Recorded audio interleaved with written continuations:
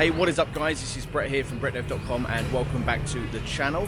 Now I've come over to the south side of the old city. I've come over to this little market here in Chiang Mai. It's a food market, it's something every day. And I'm here for two reasons. The first reason is I thought I'd go for a little walk today. Just go for a walk and a talk and tell you a bit of a story about the very first moment that I realised that I could live in Thailand full time, and the very first moment I realised I could kind of make money online and stay here.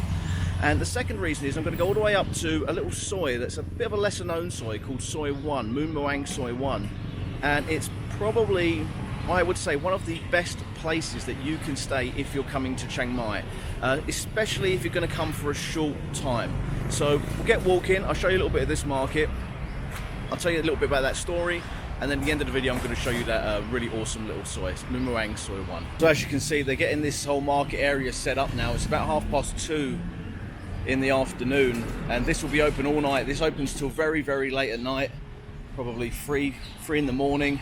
You can come down here, get some food. It's a lovely little market, and just down here is where the Saturday night market is as well. I love this about Thailand. Look at that beautiful little just relic of a temple. They haven't knocked it down, they've left it there. The ruins of a really old temple, and they've just built a bunch of buildings around it. Amazing. Now, like I said guys, I'm going to take you up to my favourite soi in Chiang Mai. However, on the way there, I thought I'd talk a little bit about when I first came to Thailand and kind of the moment when I realised that I could stay here full time. So I first come here in 2013, and I come here on a holiday.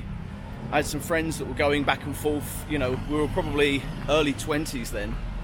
I had some friends that were coming here on holiday, as like you do when you're younger, you know, coming here to party, doing the full moon thing and backpacking for a few weeks essentially. We've got some massive buses here now. Also all the Chinese tourists are coming back. But anyway, yeah, so I had some friends that were coming back and forth, and they were trying to get me to come for the longest time, and I didn't come. And eventually they convinced me. I came once, had a really great time. I did Koh Phangan and all that. This would have been 2013. And when I was there, when I was on Koh Phangan, I met this Thai bird actually. And I met her on the island. I can't remember, it was the first time, yes, it was the first time I come here. I met this Thai bird on Koh Phangan. And the holiday was like 2 weeks, and she lived in Hua Hin. So I was down on Koh Phangan for a week, and my buddies wanted to stay, but I wanted to go and see this bird, right? So, you know, I've been 24 at the time, and so I jump on a train, and I get a train up from Suratani to Hua Hin. I hang out with this bird for a couple of days, and then my holiday finished, and I had to go back home. Now, I was back home for about 6 months, and obviously, like a lot of guys do, chatting away to this bird. Sending her money and all this, and wanting to come back and see her. So after about 6 months, I get on another flight and I come back by myself this time. So I came back to Thailand twice that year, 2013. 2 holidays. It was the first 2 times I'd ever been to Thailand. And I fly back to see this girl, and I should keep calling her a bird. She was a woman actually, you know. And so I fly back to see this woman, and when I'm there, we end up going out to a bar in Hua Hin. Now, I can't remember the name of the bar. I think it was the bar at the bottom of the Hilton Hotel. So we're out, we're having a good time. I'm with her, with a couple of her friends, and I end up meeting this foreigner, this old foreign dude. And I get chatting to him, we're drinking, having a good old laugh and stuff. And I say to him, like, oh, do you live here? Or are you on holiday? Or what's the story, you know? And he basically goes, yeah, I live here. And I was like, you mean, what, you live here, like in Thailand, in Hua Hin? He was like, yeah. And I'm like, that's amazing. How do you do that? How do you manage to actually live in Thailand? And he says, well, I work online. I'm like, okay. Like, how do you do that? And he basically goes, oh, it's easy, man. I just send a couple of emails. So anyway, long story short, I get talking to him, and he basically says that he works for a software company, but he doesn't do software. He just does like customer support. He said he was working for a gym or something like that, that installed POS systems in gyms in the UK, and his job was to do the customer support for it. And I was like, that's amazing. He was like, yeah, it's easy, mate. And I just couldn't believe it. Like, it absolutely blew my mind. So that very moment, that very conversation I had with that guy absolutely changed my whole perspective. Like, it planted the seed that made me believe, like, wow, this is actually a thing. People actually work online.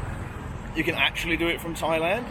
And I never got that guy's name, I never got the guy's contact information, but I would love to meet him. I'd love to get in touch with him today, because that little conversation I had at that bar in Hoi Hin absolutely changed everything for me. Like I said, it's just one night out.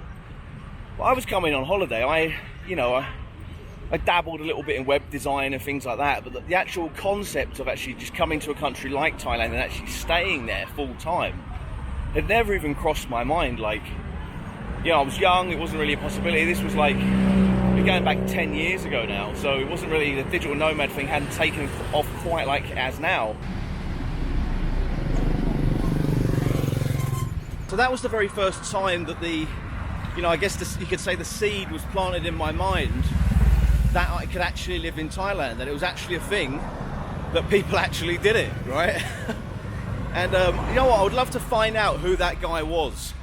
I wonder if he still lives in Thailand, because just that little conversation that he had with me that night in that bar, it wasn't much. It was just basically telling me that he lives here and telling me what he does and telling me it's not that difficult, and lots of people do it. That one conversation absolutely changed my life, because I went back to the UK, and once I knew that that was a thing, and I love Thailand so much, like I said, I come back for my second holiday, and that trip just changed everything for me. I was obsessed with figuring out how I could make money online, what I could do to make money, how I could build my skill set up, all these kinds of things. Now, I'd kind of dabbled in web development a little bit throughout my life. I've done some SEO. I was doing a bit of SEO for another company I was working for at the time. So I was kind of doing tech stuff, but I was never doing it full time. It was never my full-time income. I had never made a living doing web development or anything like that, or WordPress, which is what I used to do when I first got here. But obviously, the more I started researching it, the more I started realizing, how much cheaper it was to live here. And then it started to click for me even more. If I was making just a few $100 doing my websites for like local people that I knew, just word of mouth sort of stuff, not really taking it seriously, well, I started doing some research online. I started watching YouTube videos. I started looking at Chiang Mai, where I am right now, where I'm recording this vlog, and I found out, like, with just that few $100 that I'm making, if I focus on that full time, I could probably earn enough to live somewhere like this. So yeah, just that one conversation changed absolutely everything for me.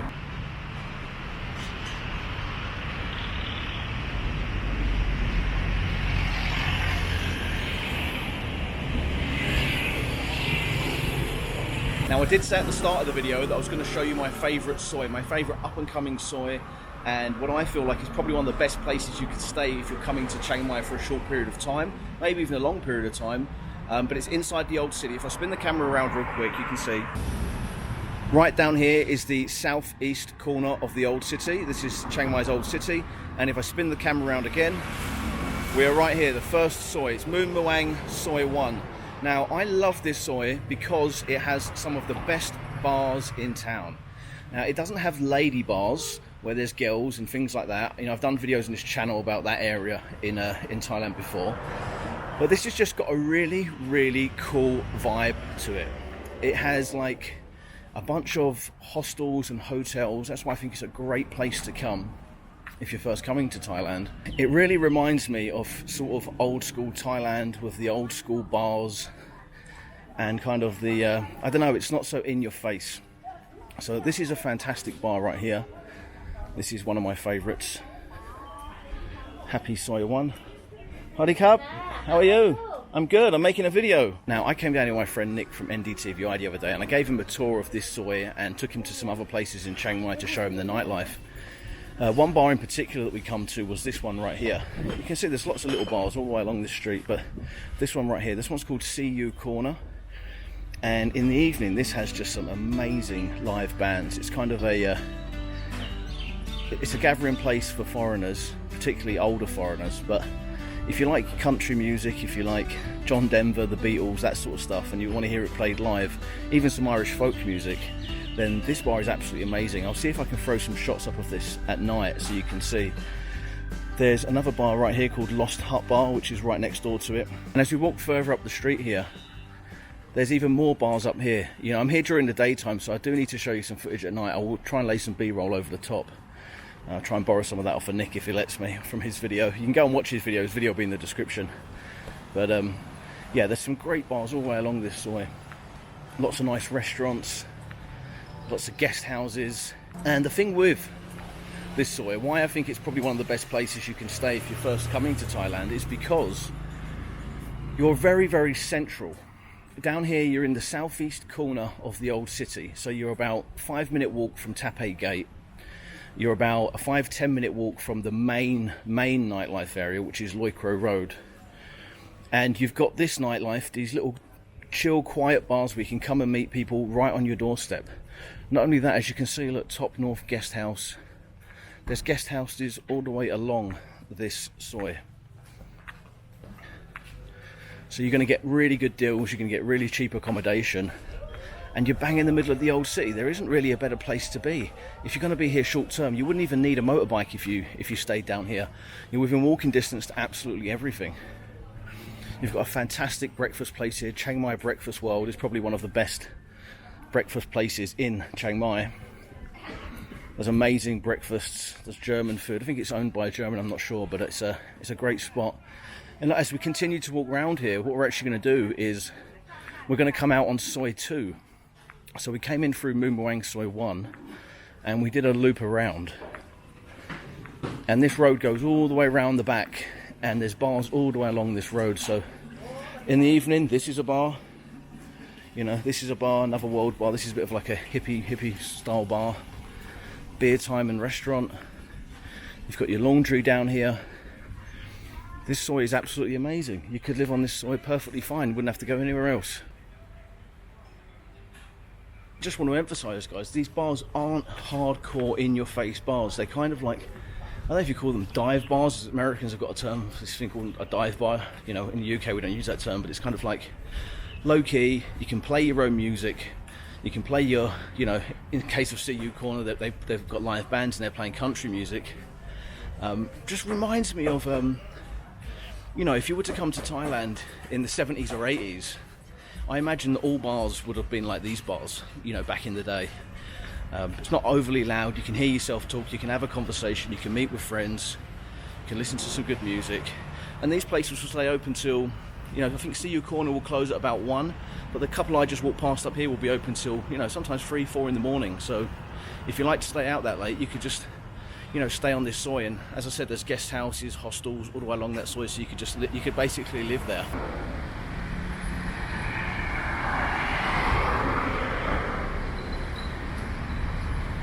I hope you enjoyed that little tour, guys. And going back to what I was talking about at the start of the video, for all of us, there's been a time where it kind of clicked, where we thought, I suppose if you're watching this video, you're interested in Thailand, you're interested in working online, you're interested in becoming a digital nomad and all that stuff. There must have been a time when that clicked for you, when you realized that, you know, being location independent, living wherever you want was possible. I would love to hear, when was that moment for you? Go ahead, let me know in the comments below.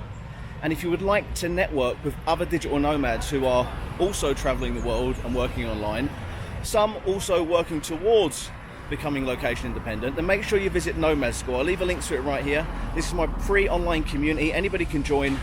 There's hundreds of us in there, and we talk about topics like this all the time. So, like I said, I hope you enjoyed the video, guys, and until next time, I'll see you soon. Take care. Bye-bye.